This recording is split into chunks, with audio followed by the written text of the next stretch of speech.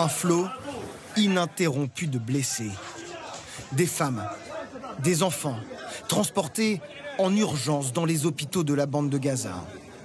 Les corps des victimes tuées dans ces frappes, déposés à l'extérieur.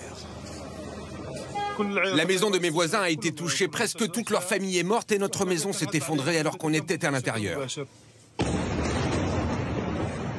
L'attaque de la nuit dernière, d'une ampleur inédite depuis le début du cessez-le-feu, a ciblé toutes ces zones du nord au sud de la bande de Gaza.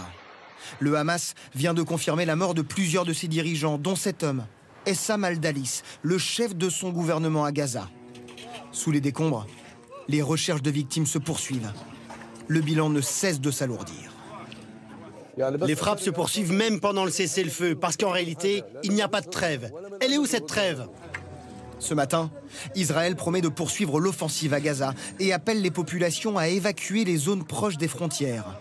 Selon un porte-parole de Tsahal, ces nouvelles frappes auraient permis d'éviter une attaque préparée par le mouvement islamiste. Nous avions l'indication précise que le Hamas, les terroristes du Hamas préparaient une opération importante contre Israël, en territoire israélien. L'opération a été une opération surprise qui a touché des centaines de membres du Hamas. En Israël, l'inquiétude des familles des otages. Elles exigent au plus vite une réunion avec le Premier ministre. Je ne sais absolument pas ce qu'il va se passer pour les otages si les combats se poursuivent. Pour nous, c'est un désastre. Soit ils vont être directement blessés par les frappes, soit par le Hamas.